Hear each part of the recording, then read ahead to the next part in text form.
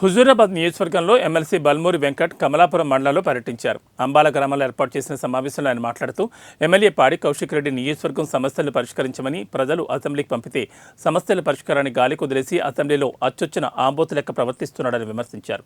దళితుడైన శాసనసభాపతి గడ్డం ప్రసాద్ కుమార్ని అవమానపరుస్తున్నాడని ఆరోపించారు.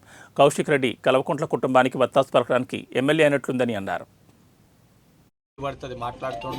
హుజూరాబాద్ నియోజకవర్గ అభివృద్ధికి ఏదైతే మా స్థానిక కాంగ్రెస్ పార్టీ నాయకులు వాళ్ళు ఇచ్చే సలహా సూచనలు ఏవేవి కావన్నో తప్పనిసరిగా ఒక శాసన మండలి సభ్యునిగా 2 సంవత్సరాలు ఇక్కడ ప్రజల మధ్యలో ఉండి ప్రజలకి ఆ రోజు వాగ్దానం చేసిన విధంగా 100% వీరి యొక్క సమస్యలకి ఏదైతే మా స్థానిక నాయకత్వం వారి యొక్క ఆదేశాల మేరకు తప్పనిసరిగా ఇక్కడ పార్టీ బలోపేతానికి సమస్యల పరిష్కారానికి కృషి చేస్తాము.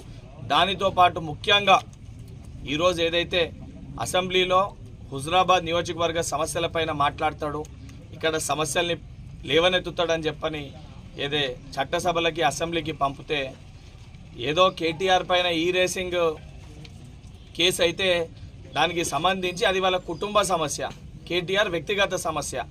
ఆయన తప్పు చేసి అడ్డదారిన దొడ్డదారిన ఏదైతే ప్రొసీజర్ ఫాలో కాకుండా సిస్టమ్ ఫాలో కాకుండా నిధుల్ని దారి మళ్లించారని చెప్పి సంబంధించిన డిపార్ట్మెంట్ అంటే ప్రభుత్వంలో కాంపిటెంట్ అథారిటీ ఆ సంబంధించిన డిపార్ట్మెంట్ దానిపైన విచారణ జరుపుతుందని చెప్పి చెప్పినారు.